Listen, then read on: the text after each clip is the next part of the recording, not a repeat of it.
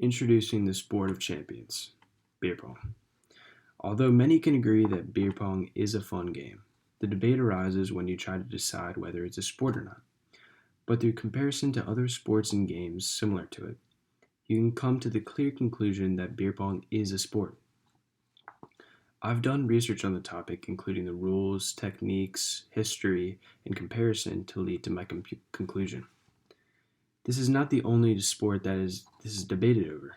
There is a very similar debate over cheerleading. To have any sport at all, there has to be rules to set the boundaries and create the framework of the sport, then resulting in a winner or a loser. Next comes hand-eye coordination and practice, both of which develop your skill of the sport you're competing in. The first trait that makes up a sport what it is a common layout and techniques. According to a 2009 novel, The Book of Beer Pong, the official guide to the sport of champions, Ben Applebaum and Dan DeZorbo go into detail about the layout tips of the sport. They begin their book by going over the layout. Beer pong is a game consisting of 2 or 4 players, 2 ping pong balls, 12 or 20 red solo cups, and traditionally a red folding table. You set up 2 triangles with the shorter end facing the opponent of the red solo cups.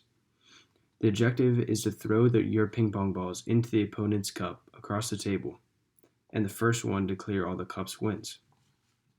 They then go into detail about the tips of the game.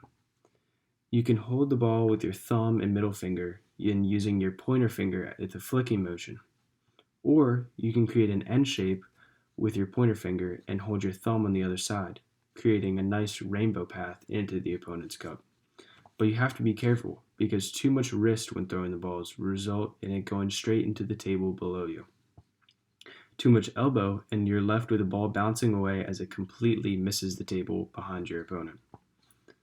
The next common trait of a sport is the general rules, ending with a winner or a loser. On the official beer pong webpage, they go through the universal and house rules that you need to know before begin playing. The page begins with the general rules. Beer pong is generally played with teams of 2, which teams take turns throwing the ping pong balls, and the opponents alternate. Once the ball lands in a cup, the cup is taken away. And they also describe how your elbow cannot hang over the edge of the table when shooting, and you begin with the game with an eye for eye. Re-racking is also another very important rule. If your layout is poor and you don't think you have a good chance of making your ball into the cup, you can call re-rack and it gives you a better chance. So whenever the ball bounces, it will have a better chance of going into the cup. Or you can choose to call island. If you call island and there's a cup sitting all alone and you make it into that cup, you not only get that cup out, but you also get another cup of your choice. Following the rules of the game, ruleofsport.com goes into a little more detail about how the game is won.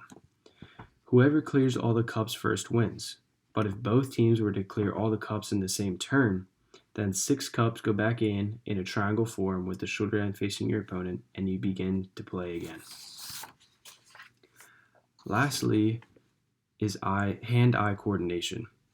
In the Journal of Neuroscience, written by Leah A. Mortick and John F. Sochting, they go into the science of hand-eye coordination. Hand-eye coordination is a key characteristic of the sport in many different ways: catching, throwing, blocking, etc. All are important abilities to play a sport. They found that subjects with a higher scaled hand-eye coordination were able to follow the target more smoothly with their eyes and their hands until the point of interception. The subjects with lower percent of completion were able to follow with their eyes but could not get their hands where it needed to be.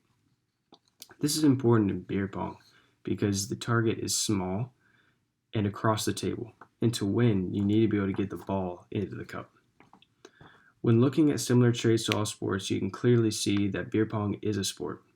It includes layout and tips, rules to every game, winning and losing, and hand-eye coordination. When comparing these to other games, you can clearly see it belongs in the sport category. Now that you know more about the sport of champions, I hope you can enjoy a game for yourself. Just make sure you don't lose without scoring a single cup, or you'll have to run a naked lap.